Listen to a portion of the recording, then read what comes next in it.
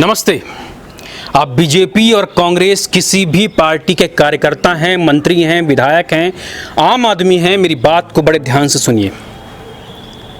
आपके पास 25 एकड़ ज़मीन है और मैं एक व्यापारी हूं।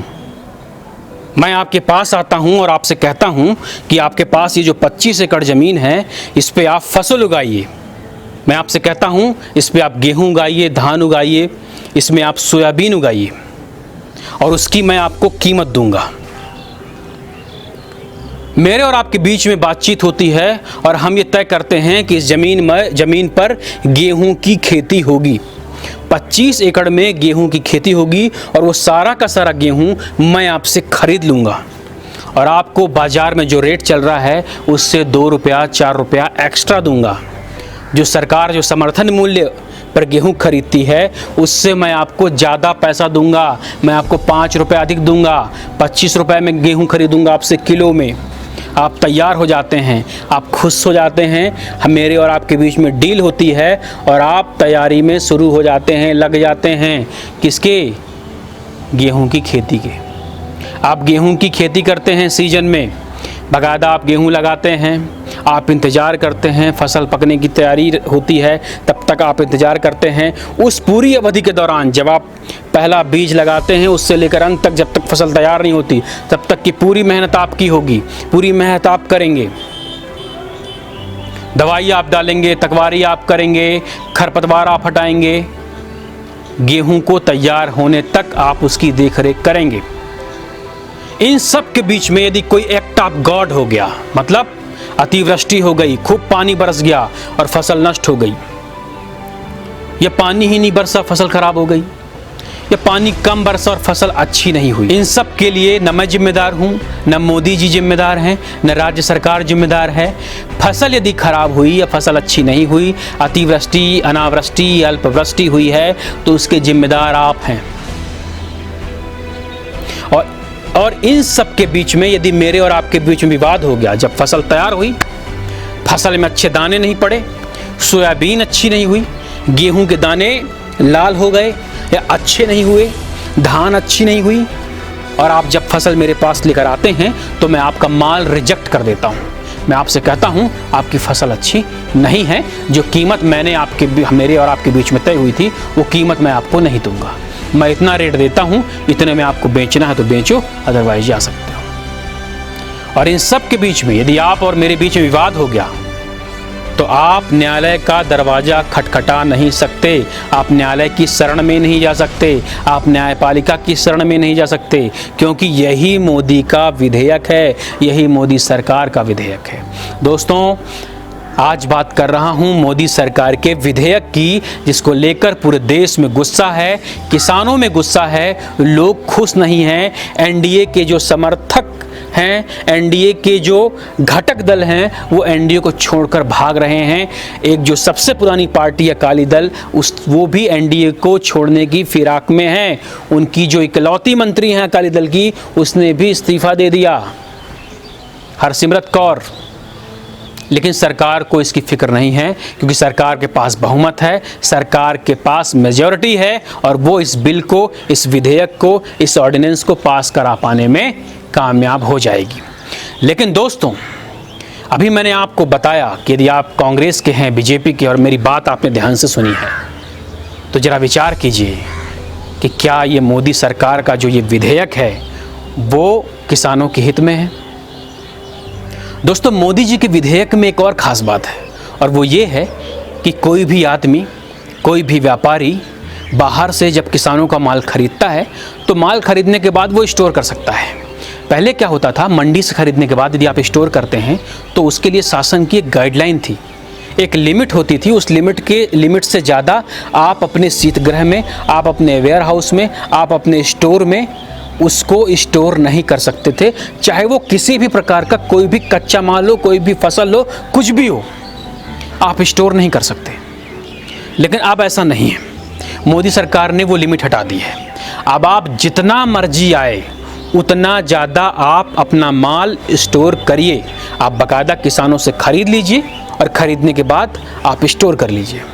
और जब उस प्रोडक्ट की उस खाद्यान्न की, उस अनाज की बाजार में शॉर्टेज हो, तब आप अपने मर्जी से अपने मन चाहे रेट में उस फसल को बेचिए, उस उपज को बेचिए, उस आवश्यक सामग्री को बेचिए, फसल कोई भी हो। मोदी सरकार ने अपने इस विधेयक में संशोधन करके अपने इस ऑर्डिनेंस में, जब पार्लियामेंट सेशन में नहीं है, जल्दबाजी करके बाकायदा उस लिमिट को हटा दिया है।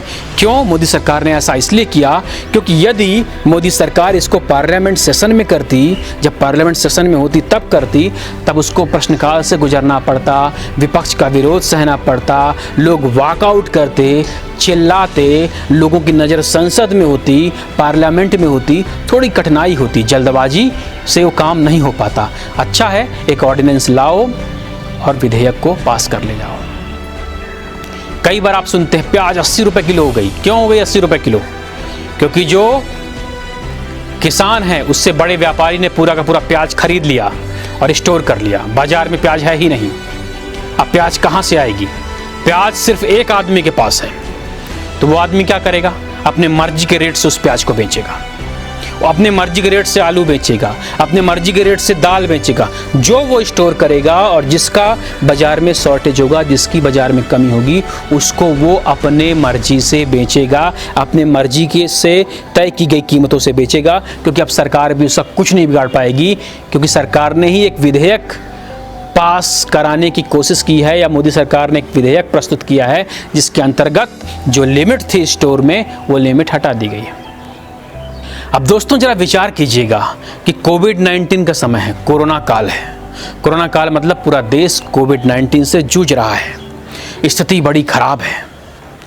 जो संसद है वो सेशन में नहीं है, पार्लियामेंट जो है वो सेशन में नहीं है, मतलब संसद का सत्र नहीं है। और ऐसे में सरकार के पास अधिकार है विधेयक लाने का, तो सरकार को कौन सी जल्दी थी? सरकार को विधेयक लाने की किस बात की जल्दी पड़ी थी? सरकार क्यों विधेयक लेकर आ रही है? क्या किसी का नुकसान हो रहा है? किसका नुकसान हो रहा है? व्यापारियों का नुकसान हो रहा है? किसका नुकसान हो रहा है? दोस्तों जरा विचार कीजिएगा। दोस्तों अंबानी और अडानी, इन दोनों को आप बेहतर तरीके से जानते होंगे। अंबानी अडानी उन चंद लोगों में से हैं जो मोदी सरकार के करीबियों में आते हैं। एक समय था 2014 के पहले, अडानी का तेल बिकता था बाजार में, आज भी बिकता है, आप खरीद कर लाते होंगे।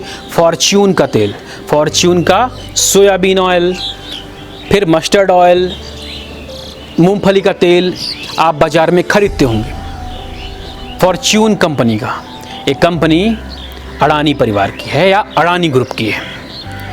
2014 में अडानी को बहुत कम लोग जानते थे या लगभग कोई नहीं जानता था। जो सीमित क्षेत्र के लोग हैं, गुजरात के लोग, बस वही जानते थे।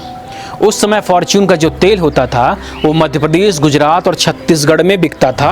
पैकेट में साफ साफ लिखा रहता था ये जो तेल है वो सिर्फ मध्य प्रदेश, गुजरात, छत्तीसगढ़ में बिक्री के लिए है, क्योंकि इन तीनों स्टेट्स में बीजेपी की सरकार थी। इसलिए अडानी जी सिर्फ और सिर्फ इन्हीं राज्यों में अपना तेल बेचते थे। और आज जब मोदी की सरकार पूरे देश में हुई, तब वो जनता का तेल निकालने में लगे हुए हैं। जनता का तेल निचोड़ने में वो व्यापारी लगा हुआ है, और मोदी जी उसके हित में लगातार एक एक करके जो फैसले हैं, जो विधेयक हैं, वो लेकर आ रहे हैं। ऐसा मैं इसलिए कह रहा हूँ क्योंकि ज़रा विचार कीजिए कि सोयाबीन खरीदने में जो पहले प्रॉब्लम होती थी अडानी को, अडानी ग्रुप को, अब वो प्रॉब्लम लगभग कम हो जाएगी। क्यों? क्योंकि अब मंडी नहीं जाना पड़ेगा, अब आपको बाहर से खरीदारी हो सकती है। आप एक बड़ा जिसके पास 100-200 एकड़ जमीन है, उससे आप डील कर लीजिए, उस किसान से डील करने के बाद यदि आपके मन की फसल मिल गई तब तो बढ़िया है, यदि फसल नहीं मिली तो लात मार दो उसको। वो दरवाजा भी नहीं खटखटा सकता न्यायालय का, वो न्यायालय की शरण में भी नहीं जा सकता। तो आपकी जो मर्जी है आप वो करिए। दोस्तों यहाँ पर जो सबसे बड़ी बात है वो ये है कि इस पूरे के पूरे विधेयक में जो काला बाजारी करने वाले लोग हैं, जो बड़े उद्योगपति हैं, जो बड़े इंडस्ट्री के मालिक हैं, जो कच्चा माल खरीदते हैं, उनको सीधा फ़ायदा पहुंचेगा। उनके लिए ये पूरा का पूरा जो प्रोजेक्ट है, वो पूरा का पूरा जो विधेयक है, वो उनके लिए बेनिफिशियल है। दोस्तों यदि आप बीजेपी, कांग्रेस के समर्थक हैं, आप किसी भी पार्टी के समर्थक हैं, तो जरा इस बात का विचार कीजिए कि कभी भी कोई सत्तारूढ़ पार्टी का कार्यकर्ता, मंत्री, विधायक अपनी ही पार्टी को या अपनी ही पार्टी की सरकार का विरोध नहीं करता। वो कभी नहीं कहता कि मेरी सरकार ने गलत किया, मेरी पार्टी ने गलत किया। उसका एक ट्रेडिशन होता है, उसकी एक परंपरा होती है। वो हमेशा यही कहता है कि मेरी पार्टी ने बहुत अच्छा किया, उसके सभी नियम, सभी कायदे, सभी कानून, उसका काम बहुत अच्छा है, सराहनीय है। अभी जैसे मोदी जी का जो विधेयक है, उस विधेयक को लेकर बीजेपी उसका स्वागत करती है। वो बता रही है कि इससे किसानों को फ़ायदा होगा, मोदी जी ने बहुत अच्छा काम किया। वहीं दूसरी ओर कांग्रेस इसका विरोध कर रही है। क्यों? क्योंकि ये एक ट्रेडिशन है, ये एक परंपरा है कि यदि आप विरोध में हैं तो आपको ब्लाइंड होकर सिर्फ विरोध करना है। सरकार अच्छा कर रही है तब भी विरोध करेंगे और बुरा कर रही है तब भी विरोध करेंगे। इसी का नाम राजनीति है और ऐसे ही सत्ता चलती है। यदि मैं सत्ता में हूं तो मैं अपनी पार्टी का लगातार फेवर करूंगा, पार्टी के पक्ष में बोलूंगा। पार्टी चाहे कुछ भी करे, जनता जिए मरे, अच्छा हो बुरा हो, मुझे सिर्फ एक ही गुणगान करना है। मेरे दिमाग में माइंड सेट है कि मुझे वही बोलना है जो पार्टी चाहती है।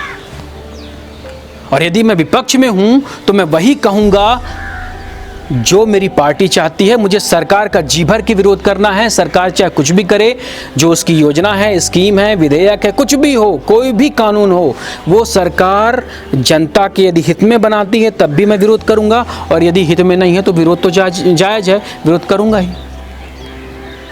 लेकिन यहाँ पर एक भारतीय होने के नाते किसी भी पार्टी से उठकर जनता के विश्वास, जनता का भरोसा जीतने की आवश्यकता है। यहाँ पर किसानों का साथ देने की आवश्यकता है, क्योंकि यदि किसान समृद्ध होंगे, किसान सुरक्षित होंगे, किसान बेनिफिशियल होंगे, तभी जाकर वो बेहतर कृषि कर पाएंगे। एग्रीकल्चर को बढ़ावा मिलेगा, प्रोडक्शन बढ़ेगा, और जब प्रोडक्शन बढ़ेगा तो अर्थव्यवस्था बढ़ेगी। जब अर्थव्यवस्था बढ़ेगी तो आपकी जेबें भरेंगी।